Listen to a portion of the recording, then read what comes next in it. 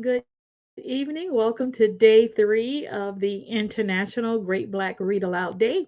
We are glad you are back with us today. And of course, I'm always like running this running the stream. So we are glad you're back with us. So if my eyes go a different direction, it really is because I'm trying to make sure I got everything on the screen correct. Anyway, it is day three. It is Memoir Day, and it is Tig Brad 2026. This is our sixth year doing the International Great Black Read Aloud Day. And I've forgotten to mention that we partner with Fresh Book Festival in doing this. And so this is sponsored by Ladero Design Works and Fresh Book Festival. And we are excited about bringing literacy. We do this for educational purposes to promote um, the exploration, the purchase, and reading of works written by Black people. And that is why we're here giving voice to words written by Black people all around the world. And so tonight is Memoir Night, and we have our selection tonight. And let's make sure we do this. We're going to put our cover up. And our selection tonight is Finding Me by the incomparable Viola Davis.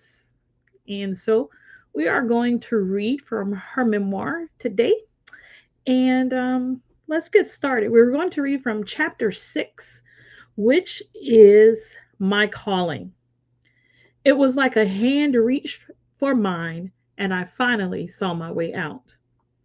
Our television set at 128 did not work, but it had another television set that did work sitting on it, one that relied on the aluminum foil wrapped antenna. Connected to an extension cord from one of their few working outlets, the TV sat in the next door apartment. One evening while watching TV, a new world opened up before my very eyes. Excuse me one second, let me move this up a little bit. One evening while watching TV, a new world opened up before my very eyes. A woman who looked just like Mama came on television one night and something magical happened. Suddenly, I saw her. I saw her. It was Miss Cicely Tyson in the autobiography of Miss Jane Pittman. She had a long neck and was beautiful, dark skinned, glistening with sweat, high cheekbones, thick, full lips, and a clean, short afro. My heart stopped beating. The shame, pain, fear, confusion, all these negative feelings I had about my life and my situation were blasted through a brand new doorway. It was like a hand reached for mine, and I finally saw my way out. The beauty of that moment was that my sister saw an exit too. I experienced the true power of artistry. At that moment, I found my calling. How Miss Tyson transformed from 18 to 110 years old was supernatural. I wanted to be supernatural. I wanted my life to mean something, and this was it. I finally found it. It wasn't long after I had my first performance, a skit with my sisters in a contest at Jinx Park, sponsored by the Central Falls Parks and Recreation Department. It was a big deal. The whole city was buzzing. All the white kids who went to Teresa Landry's School of Dance for tap dance, acrobatic lessons, and so forth, some of whom very freely called us nigger, nigger, nigger all the time, were favored to win. But anybody in Central Falls could create a skit, and whoever won got a profile in the paper and a prize. My sisters and I decided we were going to win that contest. Diane, being the academic high achiever and oldest sister, took the lead and told us, I studied this. We need a producer, we need a director, we need a writer, we need actors, and we need a wardrobe budget. Diane became the producer. I was an actor, a writer slash actor, and Anita was an actor as well. Dolores was a bit of everything and took on director, actor, and co producer. We decided to create our own original skit called The Lifesaver Show, based on Monty Hall's Let's Make a Deal. Mama Ma was addicted to game shows. In our game show, contestants would come on and share their story about saving another person's life. Whoever had the best life saving story would win the contest. Dolores played a Monty Hall type talk show host character. I played the Ooh Wee Kid. That's Ted Lang from the television show That's My Mama. Diane was Fred Sanford from Sanford and Son. Anita, excuse me, Anita was Aunt Esther from the same show. We wrote our skit over the span of 2.5 weeks, and we started early. We had a wardrobe budget of $2.50 that we put together by finding loose change. And for things we couldn't afford to buy, we raided my mom and dad's closet. They said you can take whatever is in our closet and use it. We took the fur coat she got from St. Vincent de Paul. If you've ever been to St. Vincent de Paul, you know they have fantastic stuff. um, my girlfriend introduced me to St. Vincent de Paul years ago, 25 years ago in Seattle. Her straw purse, I digress. Let's get back to Viola. We took the fur coat she got from St. Vincent de Paul, her straw purse, hat, wig. We got a suit of my father's, which Dolores and Diane wore, although it was totally oversized. The rest we bought from St. Vincent de Paul with the $2.50.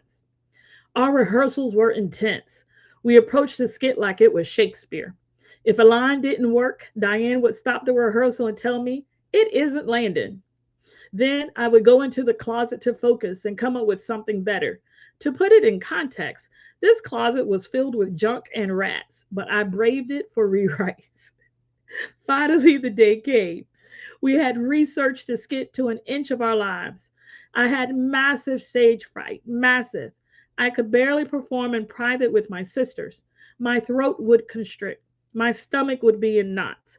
I would just freeze. But my sisters threatened me not to flake out or else. That's how important this was. It seemed like the entirety of Central Falls was gathered in Jink Parks that day. Reporters and photographers from the Pawtucket Times were there. Kids and their parents were sitting on the grass and on the huge rock that was smack dab in the middle of the park. Some spectators even brought folding chairs. When it finally started, the group of kids who were favored to win were introduced. The whole park screamed in excitement. When they finished, it was to thunderous applause with the knowledge that they had found their winning group. I remember my sisters and I looking at one another, pumping each other up with confidence. And then they all sat back down, and Diane said, okay, you know we got to do it like we're practiced.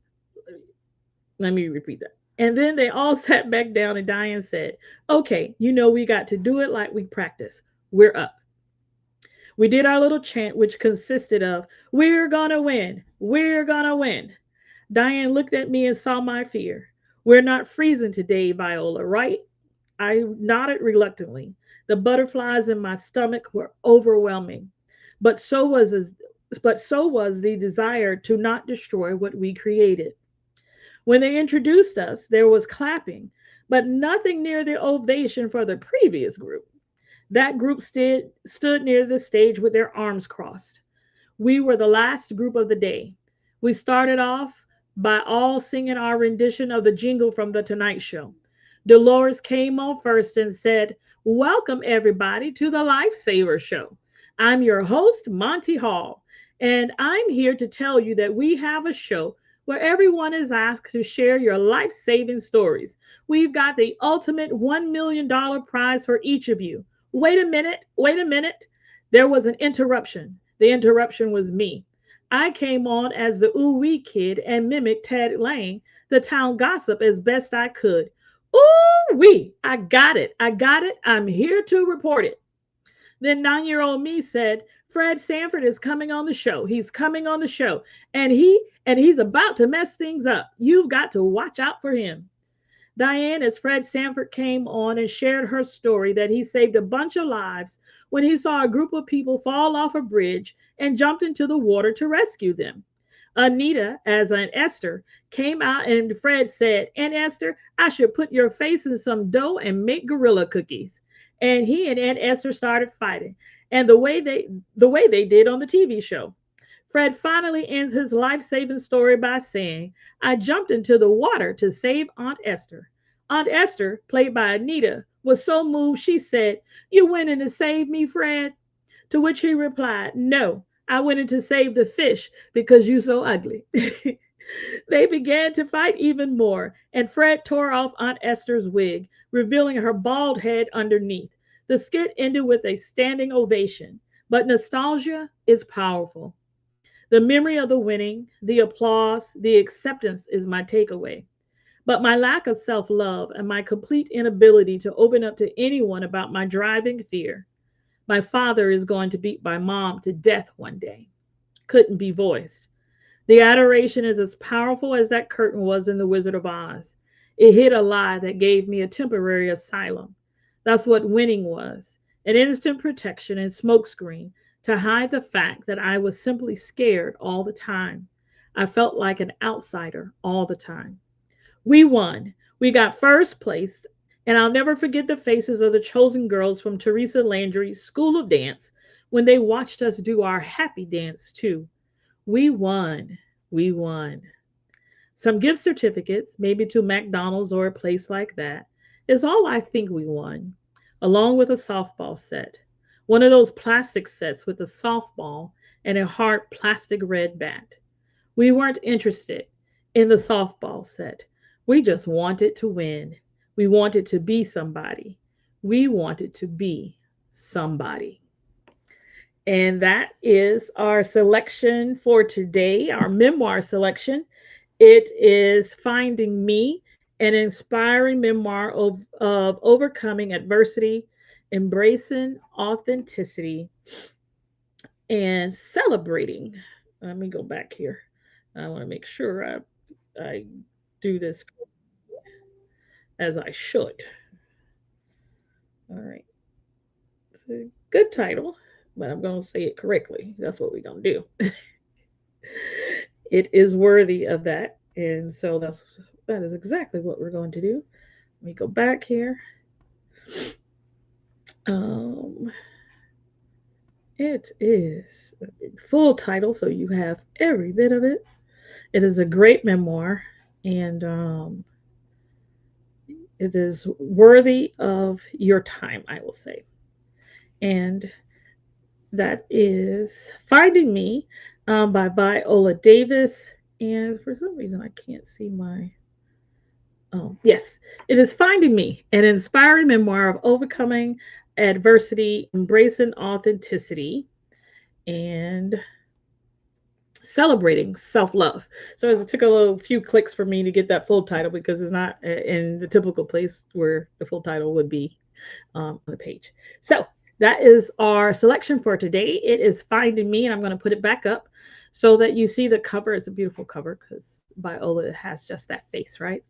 And so this is our selection for today, Finding Me.